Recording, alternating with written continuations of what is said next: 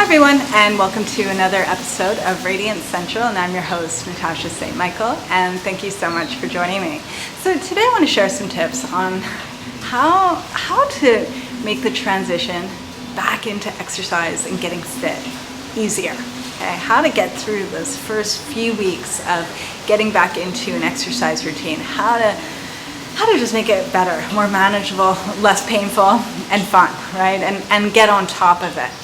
So myself, I'm going through this recently, okay? So I'm with you. Like if you're watching this and you're like, yeah, I haven't exercised in like ages, been thinking about it, but haven't done it, I'm with you. I'm just right now trying to get back into shape. And yeah, so I want to share what I've been learning, what I've been doing, and what's been helping. So number one is I strongly recommend, if you're thinking about getting back into exercise and doing things, is to get organized. Too many times people are always saying, yeah, I want to get back into shape, but that's as far as it goes. It's like they just say it, but they don't really think about what they're going to do it, and they don't plan it. And so even just knowing one day in advance what you're going to be doing the next day to get into shape, what kind of exercise you're going to do, makes all the difference in the world, okay? Because it'll get you from thinking about it to actually doing it. So I know for myself is I try and plan it one day in advance, even 2 or 3 days in advance. So I have an idea, okay, what am I doing? And I also like to have a plan B. So let's say something comes up and I can't do my regular workout. I have something else I can do that day, perhaps at another time, or another type of fitness routine, or something else to do, or even just doing something that involves a little bit more physical work. So let's say I can't work out, maybe I'll go and garden, or go for a long walk, things like that. Finding alternatives that are keeping my body moving. Because the most important thing is that exercise and getting fit is not only about just going to the gym, it's about getting fit with your life and moving around, getting your blood going and using your body. Okay, most important, that's what being fit is. It's being able to use your body, and that your body's not slowing you down, but your body is able to willingly and energetically keep up with everything you want to do, right? So number one. Number two is organizing yourself a little bit too. A lot of times we have doubts or excuses at times when we're not organized. Okay, so I've seen this a lot where, like, I know for myself, if let's say I don't have clean gym clothes, or something happened to my shoes, or something is like off balance, I make an excuse, like I can't go because of such and such reason. And so I know a lot of people that actually like pack their gym bags or lay out their gym clothes the night before, so that they don't need to think about it. They just, like, let's say they go and work out in the morning. They just roll out of bed and their gym clothes are all laid out, that they just put it on, they grab their gym bag and they go. There's no room or time for excuses or doubting or sitting around, doing something else. The main thing is that you want to make it easy for you to get from like point A to point B.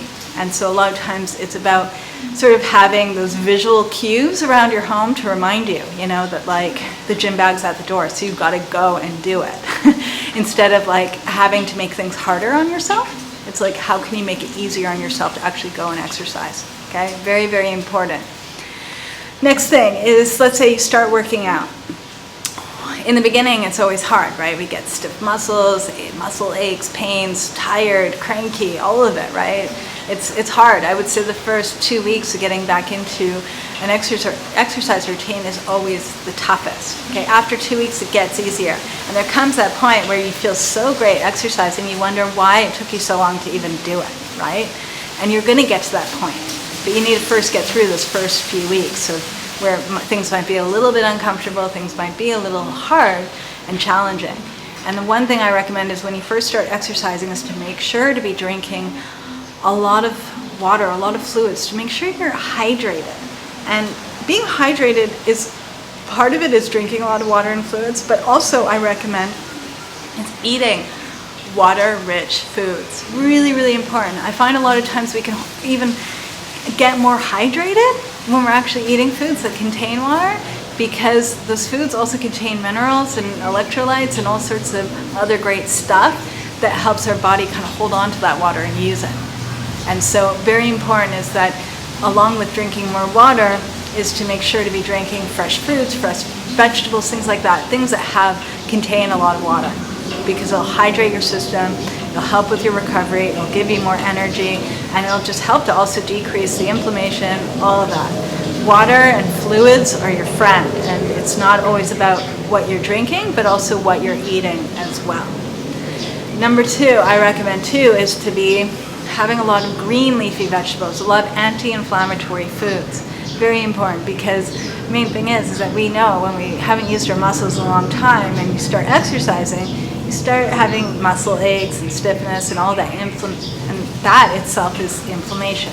And by eating foods that are anti-inflammatory, it helps with muscle repair, and it helps to reduce the stiffness, any kind of pain, any of that. And so my recommendation is get green leafy vegetables into your daily diet. And that can include having salads, it could include cooking green leafy vegetables or blending it up in a soup or smoothie, or having a green juice, juicing it. So many ways, but just get it in. The more anti-inflammatory food in your diet, the better. Not only will it help to reduce the inflammation, but also help with getting more minerals in your diet, as well as the amino acids in green leafy vegetables will help to build up your muscle and also decrease the acidity in your body, because when we work out and we're using our muscles, we get buildup of like lactic acid, and our body becomes a little bit acidic. And so green leafy vegetables are known to be very alkaline. So it helps to also balance that out, which is good to reduce the inflammation, help with repair. Another thing too is making sure to get enough rest. And I actually recommend getting an extra half an hour to an hour's sleep when you first start working out every night.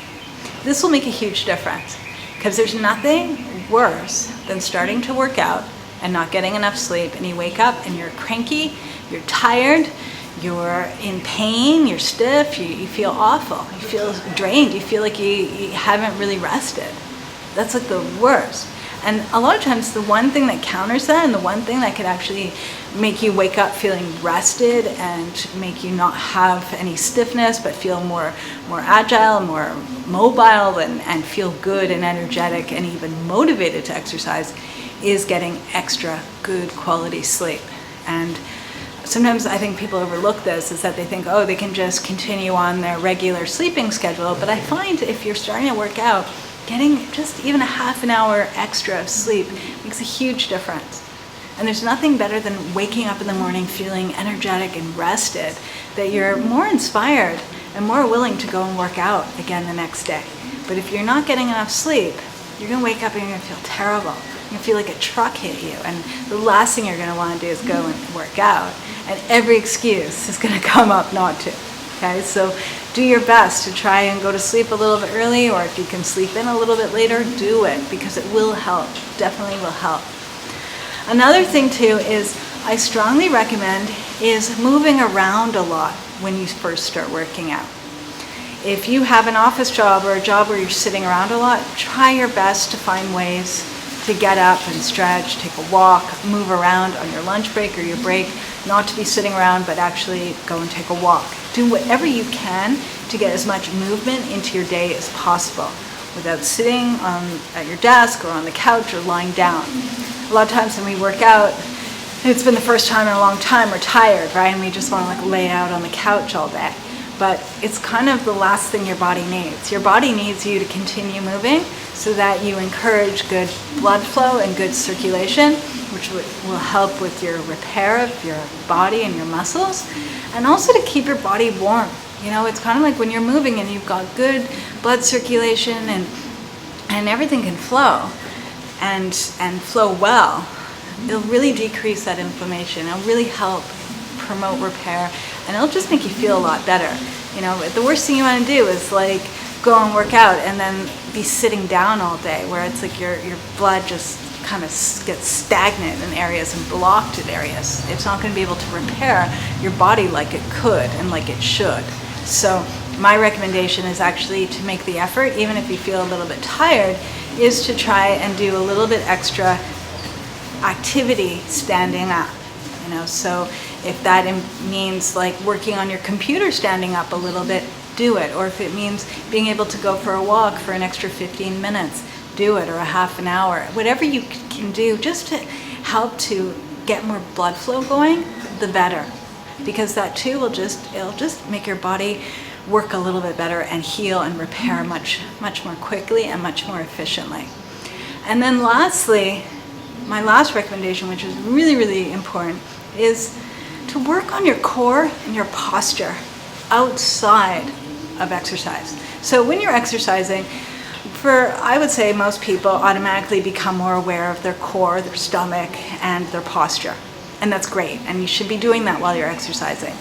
And you should also be doing it after you exercise. Most important, because the more you engage your core in your daily life, like holding in your stomach and keeping your stomach tight and having a good straight posture throughout your daily life, the better. Because then you're actually taking your workout into your daily life and getting your core stronger to prevent injury in your daily life, but also when you're exercising. Because a lot of times people get injured, especially when they first start exercising, because their muscles aren't strong and their core especially isn't strong, or their posture is terrible.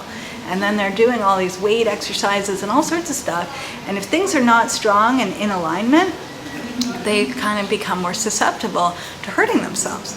And so if you, from the very beginning, make the goal to go and exercise, at the same time, make it a goal to be engaging your stomach in your daily life, like whenever you're walking around doing anything, to hold your stomach in and to keep reminding yourself throughout the day to have a straight back, to stand up straight. Because the more you do it, the more natural it will become, the stronger your core will be, the stronger your back will be, and then you'll get even more out of your workouts. And then everything kind of synergistically gets stronger, so that you prevent yourself from getting any kind of injury, and at the same time, you're also breathing better, you're feeling better, you're more in alignment to actually get a really good workout, and you'll look a lot better too as you're getting stronger and more fit. You'll have a good posture, strong stomach, all of that, and get better benefits. Okay, so very, very important is it's not only about workout time and what you're doing when you're exercising, but what can you do to engage your body throughout the day. That your body is engaged with your daily activity and you're doing things with it. That's not just that 1 hour a day that you're exercising and the rest of the day you're relaxing. Okay, really important, because that will build up your stamina, it'll build up your energy, and it'll build up your foundation. All right, so these are my tips for today, and I'm wishing everyone a super fabulous day, and I'll see you again soon. Bye.